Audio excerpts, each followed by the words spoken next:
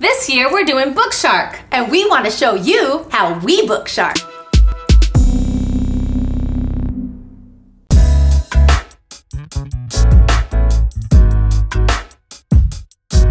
Well, hey, we're Chips and Salsa, two homeschool moms bringing you some fun, practical, and encouraging tips. Please subscribe to our channel and hit the bell button so you don't miss any of our upcoming videos. So today we want to show you how we Bookshark because it's new to us. Years before, if you haven't seen our curriculum videos, we were piecing together unit studies, which took a really long time. And even though they were wonderful, we decided to not work as hard. Well, putting together your own custom curriculum is awesome because you have that choice and that freedom. Yeah. But we were looking for a curriculum that was rich in literature and tied in the history. And so our research led us to Bookshark curriculum. And so far, we're 6 months? Halfway? Yeah. Halfway through this school year, and I'm loving it. Me too. And the kids really enjoy it too. Yeah. We're doing level 5 this year, which is Eastern Hemisphere.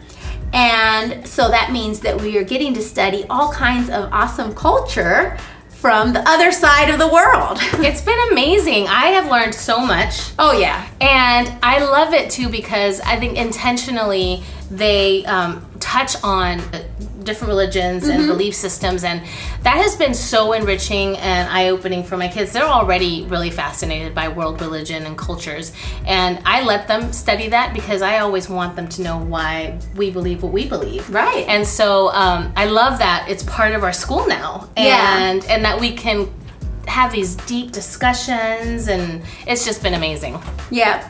So Bookshark puts together a 36-week curriculum, and you get a lesson plan for each of the weeks as you go along, and you put it all in this giant binder, which is awesome with these week tabs, but obviously. And it's really organized. It's a 4-day week, and which is perfect for us because we take our kids to a learning center once a week, so it's great. Yeah, so they leave that one day for co-op, for field trips, for learning centers, or whatever else activities you have going on. So 4 days a week, you have to hunker down and get some work done. Yeah. But obviously, this big binder is not as convenient, so they suggest making a work binder. Yes, they have some really great tips on YouTube. If you haven't checked them out, check them out. We'll have the link below. But this is my work binder. So pretty.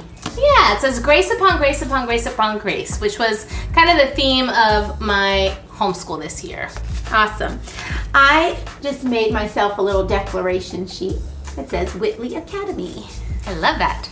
So in this work binder, what we do is we basically just, I keep more than just the our weeks. Different personalities. Well, but don't you have another binder? I do. Okay, so I only have one. Mrs. Minimalism. Well, I don't always need that other stuff, but I need this regularly. Yeah, well, so see, you can do it any way that suits you and your personality.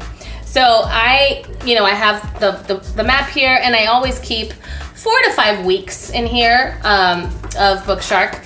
And then, everything else that I have here is more personal stuff, like our calendar, our schedules, for the year that the school gives us. I have my pacing guides in here, passwords, stuff like that. Awesome. Like we said, the week by week is a 4-day schedule. So I just want to show you kind of what that looks like. So, can you see that? Yeah. So they give it to you really laid out exactly what you should do for each of the days. And I started putting the date here just for attendance purposes for the charter school. That's a good idea. It made me, remember. And then I kind of just check it off as we go. Yeah, and it's perfect because it's broken down by, even though this has history, it also includes the read alouds and the reader. So it's kind of, it just combines. It just goes together. Another tip that they give is organizing all of the books, because you have a list of readers, which the kids read on their own, and then you have the read alouds, then you have history books, and then you have science books. And so you need how to organize them and not get them all mixed up. And I gotta tell you, I love the whole process of it because, I like organizing stuff. So I love labeling everything. Yes. Figuring out what everything was gonna be. That was really fun. Well, okay, this is my sample. So it's not gonna be probably as neat as hers. But what they suggest is get a little tape and so this is a read aloud. So I put RA and then the week that we started reading it. And we're reading this one right now about the split between the Muslims and the Sikhs when Pakistan broke off into its own nation. Super action-packed. Good. Really good book. Yeah. And I honestly didn't know how helpful those labels were going to be, but they're super helpful because sometimes if I'm not next to my work binder, I'll just be like, oh, week 17, this is what we're doing. It's awesome. And today the kids just started reading their read aloud because they were done with their last reader, and then they just knew the next reader was coming up because those are all. So I have the 4 kids. She has 2 kids. Yeah. So each kid has a different color label. So even our kids have different color labels so that nobody gets their books mixed up. So especially when we get together for co-op, it's 11 kids. So we all have our different colors. So this is one of my sons. He's blue, like all of his stuff is blue. And this is a reader, so it only has an R, and then the week that they start reading it. And this is a very familiar title, Around the World in 80 Days, which is an amazing book if you haven't read it. So fun. So this one they'll read on their own. And then I have a place where we put it too. So you have I have a cubby. Yeah, she has a cubby where she keeps all the readers. I have a cubby too for each of my kids, and it just works really well that way. Oh, part of the organizing for Bookshark is because everything is laid out by week. I found this great YouTuber who uses the file crate system, and so we have a file crate with all the 36 hanging folders, and in there are 4 folders color coordinated with the weeks put on them so that the kids know exactly what worksheets need to be done for that week. Super useful because I'm just like, it's week 17, take out your folder, and they already know where everything is. Yeah. And so it's great. So let's talk about how we do history. I think we kind of do it similarly. Yeah. What do you do? Well, first of all, we incorporate our co-op with history. So yes. That has really helped. So that's why we do a lot of similar things. But basically, what we did at the beginning of the year when we were planning is because we're studying a lot of countries, we decided to use these cool black folders that the kids could decorate with these cool metallic brush pens. As you can see, this was Russia. And inside are their notebook pages that they complete. They take this to co-op, and then in co-op we have enriching activities around these notebook pages. But basically we just read and then we answer these notebook pages. I love also that they give like sometimes a week or a couple of days, which they call choose your own adventure. Yeah. And during that time, you're supposed to do some kind of cultural exploration or explore something else about that country. And that's already what we do in co-op. Yeah. So it's awesome because I use those weeks for catch-up a lot of times. Right, because we're already meeting a couple of times as a co-op and we're sampling the food from that culture with art, poetry, music, and exposing the kids to videos about the country. So we're already kind of doing it instinctively. Yeah, and so what we do is we have, anything that they learn, like their any discussions we have, they keep in this folder. And then we have this poet, Isabella here wrote Poems for Isabella. But basically all the poems that we study from different countries we have here. For instance, here's the one from Korea. Can you see that? And then we learned about Korean music right there. And so she has the little sheet that I print out for them, and they can decorate it any way they want. They can write notes about the poem and notes about the music, and it's been really enriching. So Bookshark didn't include, they have a poetry book, but there were kind of small poems just from one artist. So we actually did research on our own and the internet and found popular poets from the country in order to, countries, for the kids to memorize and enrich their learning. In the same way, we study the characteristics of that country's art, classical art, traditional art, same thing with music.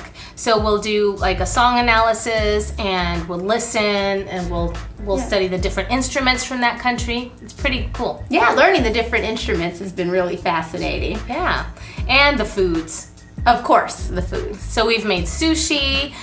We've had a lumpia. The kids made lumpia. Yeah, lumpia. We've had everything. It's been really. It has wonderful. We just had a little taste of India with our tea, and Ximena made some awesome chai tea from scratch, and. Then we went out for pho because we had to finish up Vietnam.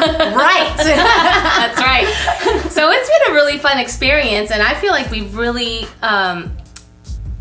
really immersed ourselves into this learning, and so that's what I think makes all these things click. Well, and the literature, the books that go along with it really help it click. Like when we were studying China, and then we read that book about the girl and her parents were missionaries in China, and just you see yourself in the country, and then we're researching, and or at that same time we were reading about the young man who was an apprentice, and so you're seeing his perspective in China, and then you're seeing this young little English girl and her perspective in China, and just really getting a visualization of what life is like. Absolutely. It really makes everything really complete. On top of that, we look for educational videos on YouTube, on Netflix. We have Amazon Prime. So I'll make a media list at the top of whatever week we're starting to learn something, or sometimes it's based off of a book.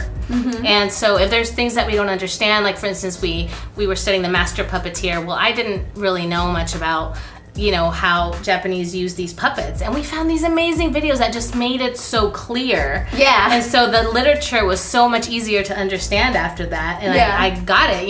And so we'll study and we'll watch historical videos, short videos usually made for kids, or some not. Really great documentaries that we saw on North Korea, that kind of thing. That just, for me, as a visual person, just completes everything. Yeah, and that's exactly what we were looking for when we said we wanted literature to go along with history. It just broadens the whole perspective. And we want our kids to really learn language arts through reading books, because the grammar makes so much more sense when you're talking about something straight out of a book they're reading or something they're writing. And so I'm really enjoying the language arts program as well. The language arts, the readers are the same as the history, so that goes together. And every week they have a dictation, which I have my kids copy, and then I test them on the dictation. It comes straight out of one of their readers. Yeah, sometimes I have them copy, just do straight up copy work like today. There's days where I already know, I can sense that the prepared dictation is not going to go over well. So I'll have them do copy work. Otherwise, what we do is we do prepared dictation, which is a Charlotte Mason tactic, and you can check it out in one of our cards. But it's a really good way of getting the kids to pay attention to capitalization, punctuation, and they're practicing their penmanship at the same time. And then it's amazing because Bookshark already lays out what we were already doing, which was getting grammar examples, teaching grammar in context. So that will be our passage, and we're teaching grammar in context with that passage, which makes a lot more sense than teaching it separately. So each week, Bookshark has 2 to 3 pages for language arts, and on there, the first thing is the dictation, and then there'll be there's just A, B, C, and D. So A is for the first day, and the A is usually some kind of mechanical, grammatical practice. And it will sometimes refer to the dictation, which comes straight out of the reader again. And so they're just working on one small concept about grammar. So just reviewing adjectives, how different adjectives work in a sentence combining, things like that. It's been really great. And so we didn't choose the extra grammar books and the extra spelling books because we had already had great experience with prepared dictation. So that's how our kids practice their spelling too. If there's some words in the passage that they know they're gonna not be familiar with or they get wrong, then I have them write it a few times. And that's how we practice our spelling. Yeah, it's been working out. Then the B section is usually some kind of preparation for a writing assignment. So every week, the D section is to finalize your writing assignment. Last week, they loved because they made a comic book, a comic strip. So for science, we basically I follow Bookshark pretty much to the T, you know, and I do look up certain activities and experiments. If it's a harder concept that I think my kids are going to need a little bit more hands-on visual aids, then I will look up something on Pinterest and, you know, enrich it with that. I also use videos, and we make some YouTube videos with that, use Netflix, all that stuff. Yeah. This year we're doing biology, which is one of my favorite topics. So it's always fun to throw in a game or to throw in a quiz or something like that to keep the kids sharp. And Bookshark also gives a supplementary thing you can buy is the lyrical science. Yes. It's for the most corniest science songs ever. And it's super fun. So we'll play that in the car. Yeah, that's awesome. Yeah. Okay, so yeah, that's about it. That's how we do Bookshark. If you do Bookshark, we'd love to hear from you. Comment down below and let us know. If you like this video, give us a thumbs up and share this video with your friends. And don't forget to subscribe. We'll see you next time. Bye.